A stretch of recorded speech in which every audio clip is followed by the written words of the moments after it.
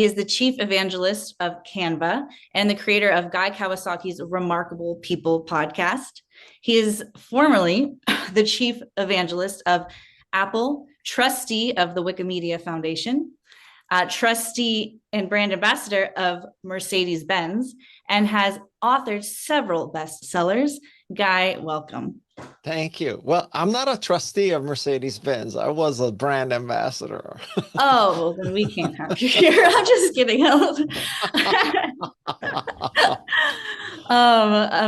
Understood. And brand ambassador of Mercedes-Benz. Thank you so much. Yes, my pleasure to be here. Well, Guy, this book is absolutely fascinating, and you explore lessons from working with innovative companies like Apple and Google. Can you share a story from the book, a pivotal moment or a key lesson from these experiences and working with the companies you've worked with that significantly influenced your approach in this book? But the mother of all experiences in my life in that regard is definitely the Macintosh division of Apple. So every day was an adventure there. And this was back in the mid 80s. And I was working for, not directly, but I was working, 2 levels below Steve Jobs, which is, that's just close enough where you know what's going on, but far enough where you're not affected by the radiation. So I was just, right there.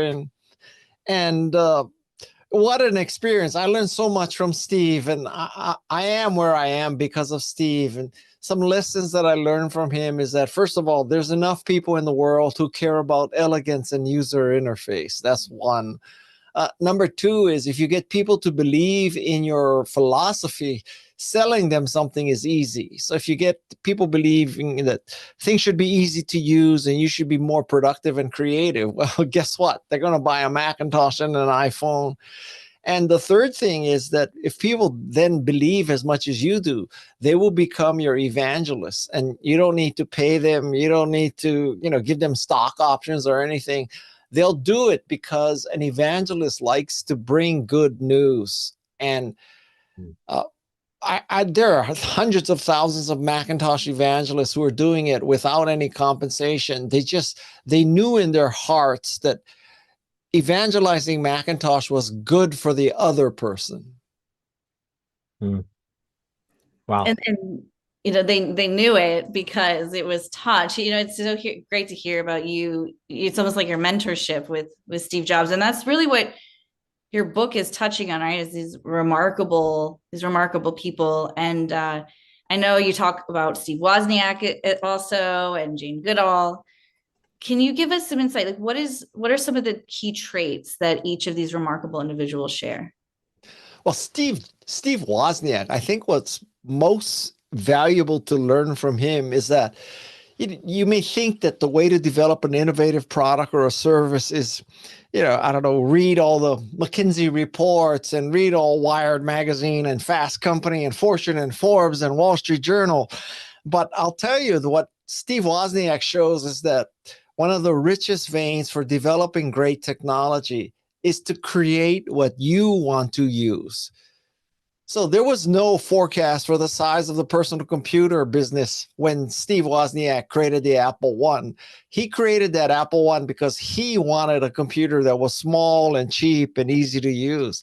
And so this is advice for all of you entrepreneurs out there, that it's not such a bad philosophy to create the product that you want to use and then just keep your fingers crossed that you're not the only nutcase that wants it. That's not a bad R&D philosophy. And what I learned from Jane Goodall. So I think Jane Goodall is probably the most remarkable person alive. I went to her birthday party a couple of weeks ago. She's now 90. 90, yeah. She's 90 years old and she travels 300 days a year. 300. And I don't mean she's like, with Taylor Swift and her Gulfstream flying around the Super Bowl. She's going to all these places and meeting with schools and people who are trying to save the world. And, she's so inspiring. And when I saw her at the birthday party, she looked pretty tired. So I said, Jane, if you ever want to escape from everybody, no selfies, no autographs, no requests, no nothing, we have a guest house. You can stay at that guest house anytime you want, as long as you want. We won't even bother you. And she sends me back an email that says, Guy, I'm 90 years old. There's too much to do. I cannot be taking any time off. Like, that's why Jane Goodall is Jane Goodall, and I'm Guy Kawasaki, not Jane Goodall. Wow. Yeah, she is remarkable. She came down to Panama a couple of years ago when we were down there, and she came to the kids' school, and just an abundance of energy. I mean, she could keep up with the Yeah. 8 and 9 and 10-year-olds. It was just sort of remarkable to see how she Yeah. reached them on this sort of on their level, right? And connected with them. And just remarkable. You talk about transforming and from average to exceptional, and that involves introspection. Can you talk about what that means, and are there some things in this book that were maybe even personal challenges to you that you faced that you had to overcome through sort of looking inside? Yeah. So, well, to back up a little bit, this book is called Think Remarkable, and it's based on the Remarkable People podcast, of which I've had Right. about 225 episodes. So this is gathering a lot of wisdom from a lot of people. It's not just, the gospel according to Guy. In fact, it's hardly the gospel according to Guy.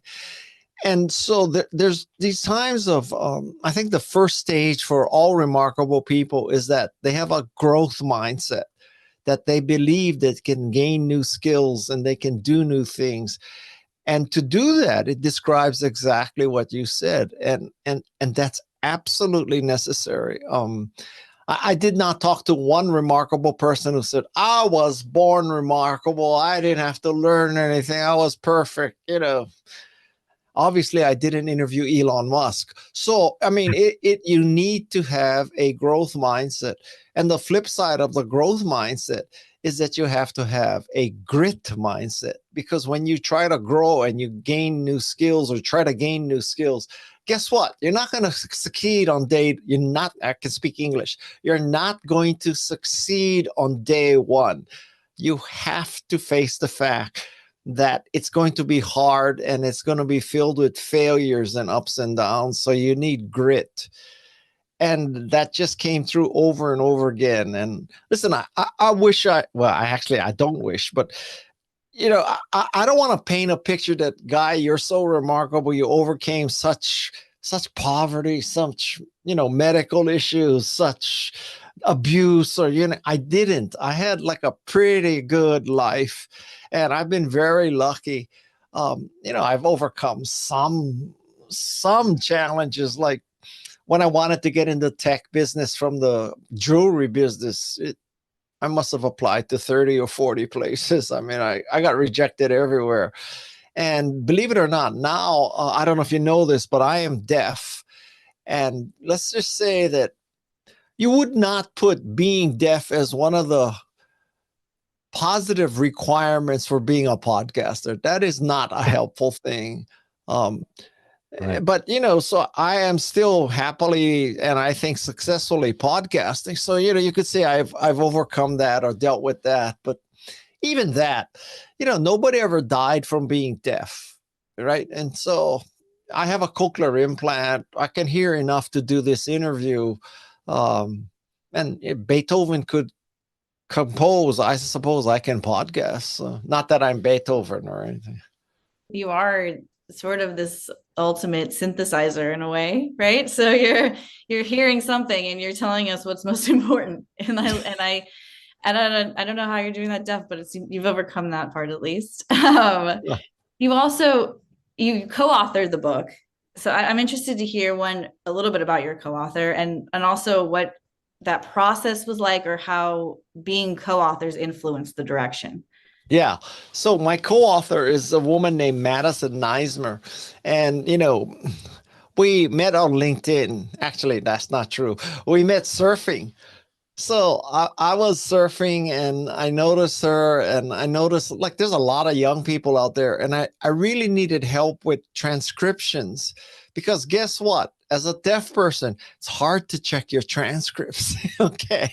So I was looking for a nice set of young ears, and there she was. And I asked her to look at my transcriptions and, to basically proofread my transcription. She did such a great job. And then I just kept giving her more and more, like, now she reads all my emails. She produces the show, which means she books speakers. She makes speakers all prepared. She prepares me by giving me the background information. And then she listens in as we record the podcast, because when I do a podcast, if there's buzzing or humming or, any kind of background noise, I can't hear it. I can make out voices, but I cannot make out anything subtle like that. And then after the podcast is over, she takes the first pass at making sure that all the ums and the uhs and the filler words are all gone. And then after we finally finish the podcast, the sound designers, then she deploys it, with the social media. And then, so that's the producing part of the podcast. As far as writing, she's a research assistant. She is a devil's advocate. She helps me summarize, because there's a lot of places where there's summary paragraphs in the book. She's a reality check. She's very valuable, made the book a lot better. Thank you, God, for Madison Neismer. So, Well, we all need people in our lives that can help us do that. That's for sure. yeah, yeah, no kidding. And you know what? She's better at me than me sometimes. Not sometimes, often. Because often, like, I get maybe 200 emails a day, and I just, like, today I have 4 interviews. So you get 4 interviews. That's 4 hours minimum. That's if you click on the right link the first time.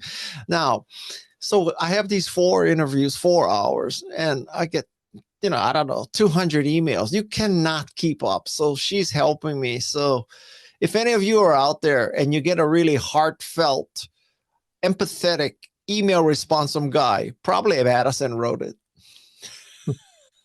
So talk about the remarkable life. Has your ideas about how to lead a remarkable life, has that evolved for you?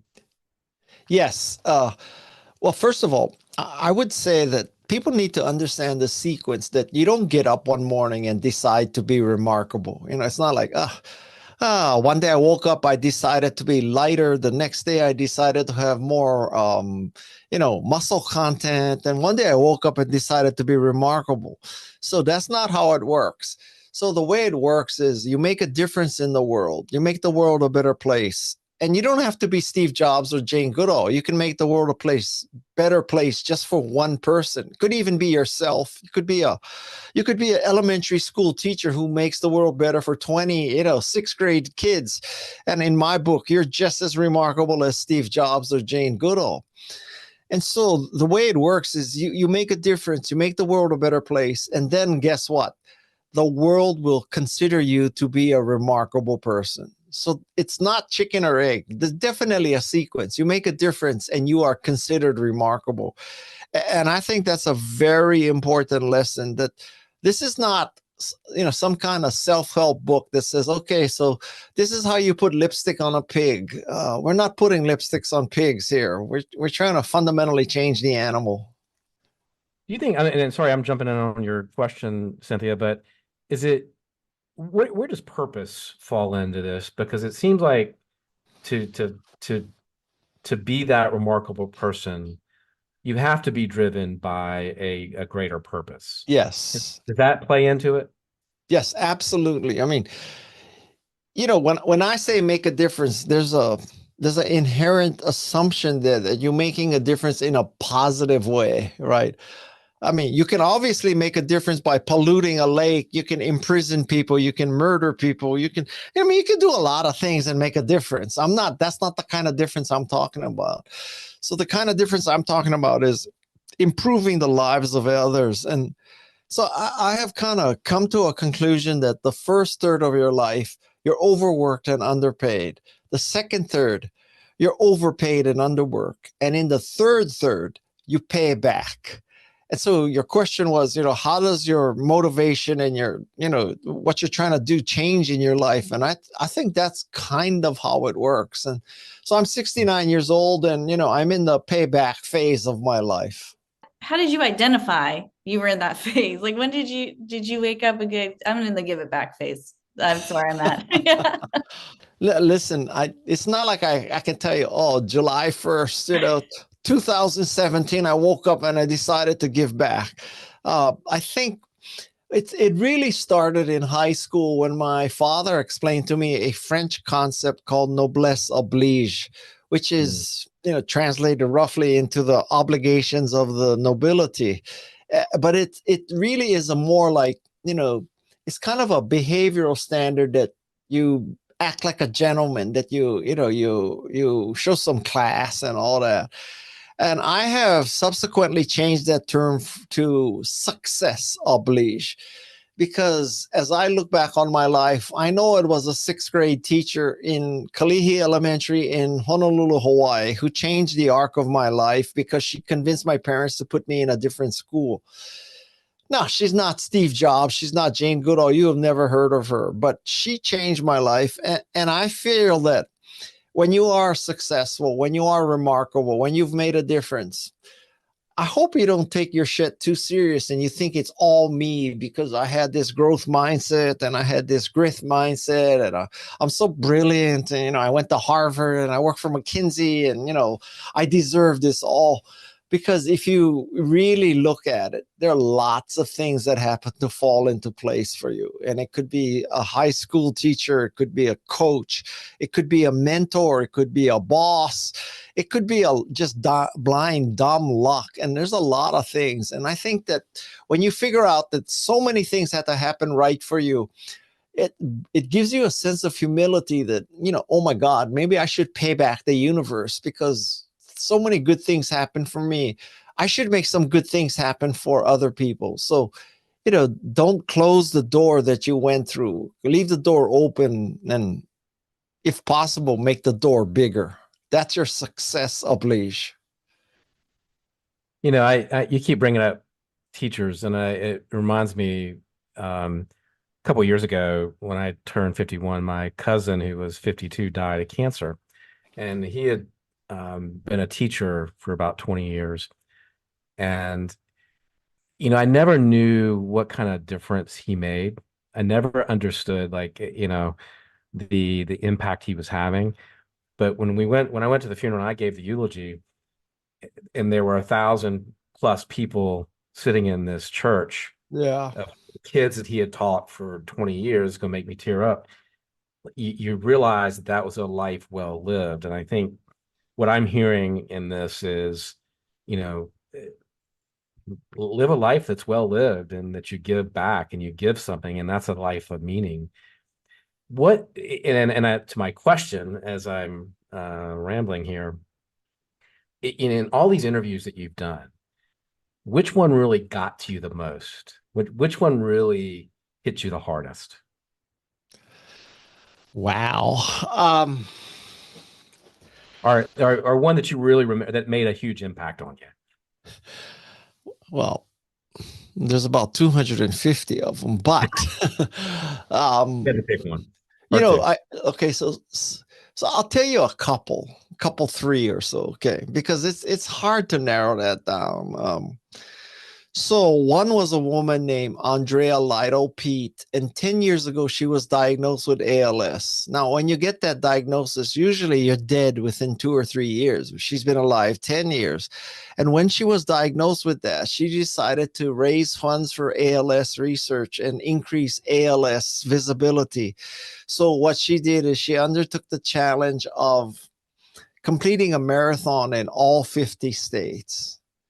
So I look at that, I say, okay, so this woman gets diagnosed with a lethal, uncurable disease, and she decides to complete a marathon in 50 states. So, Guy, you're freaking deaf. I'm sure you can do a few podcasts if she can do that, okay?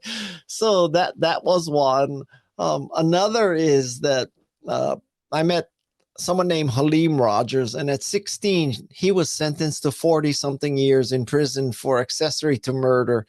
He was let out about 5 years ago after 22 years of service, and now he's a thriving artist and an author and a speaker. And I look at that and I say, Guy, yeah, I mean, you've had some challenges in your life, but you weren't in prison for 22 years and then had to make something of yourself.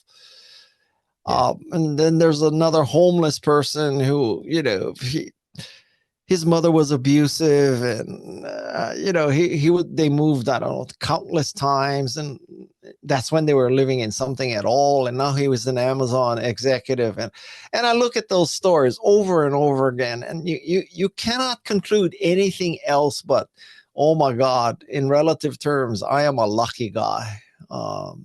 That just comes over and over again. I think there's a high school teacher in my podcast and in my book. And as I have come to learn about teachers, both the ones I've had as well as her name is Kelly Gibson.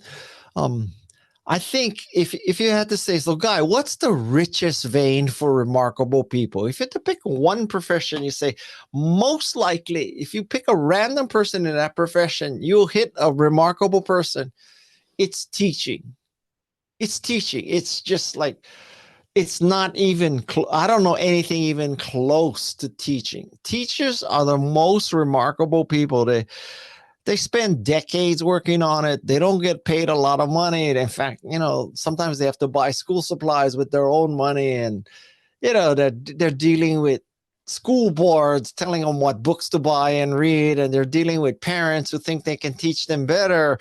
And and in all of this, they're getting, I don't know, 50, 75 grand a year. I just don't understand it. And America's greatest resource is its young people. That's our future. And the people training our young people are being paid 75 grand a year. Like, I don't understand that. Like, why do we pay people who run hedge funds billions of dollars? Like, let's just buy one less aircraft carrier and give every teacher a raise. Yeah, no, that makes a lot of sense to me. Yeah, no, my life was completely changed by my 8th grade geography teacher in an instant. So I hear you, and I appreciate your really deep, rich interest in humanity, and these stories that of people giving back. Yeah. What's interesting is, I hope there's teachers listening to this, or friends and family of teachers who listening to this, to say, finally, some people out there appreciate you, because it should not take having to go to a memorial service to understand how much impact a teacher had. Now, if you believe in life after death, then maybe that teacher's up there in heaven smiling. But, why don't we tell these teachers this before they die? Right? Yeah, no,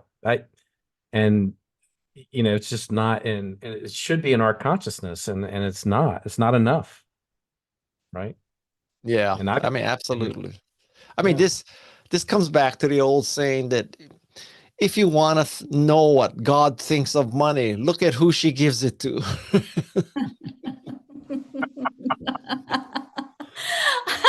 I love that. I absolutely love that. That is good. That is good. That's the highlight right there. That's the walk away point right there. Teachers go into teaching. There's always like the subcontext of their class, right? The great teachers, and there's takeaways. There's takeaways that they want their students to leave with. Students who are picking up your book in 5 years from now, what do you hope that they'll take away? Well, listen, I want this book. Of course, every author believes this, but I want this book to be timeless. I want this book to be a manual for life for kids for, I don't know, 100 years. I mean, and I hope they understand that what I'm trying to communicate to you is not something that's particularly dependent on AI or, whatever the state of technology is, that to make a difference, you're going to have to go through 3 phases of life, which is growth, where you learn new skills, grit, where you persevere, and grace, where you start paying back. And that's a very good top line architecture for life. And then within that top line, between these 3 sections of my book, there are 9 chapters. And in those 9 chapters, there's 188 topics and techniques and tactics. And I hope they take these techniques and tactics and they make a difference and make the world a better place, because it is truly a manual for life. I mean, listen, I'm completely subjective, but I cannot think of a better thing to give a graduate for graduation than this. Well, I've got one, and that's what they're going to get. So consider it done. Oh, thank you. Thank you.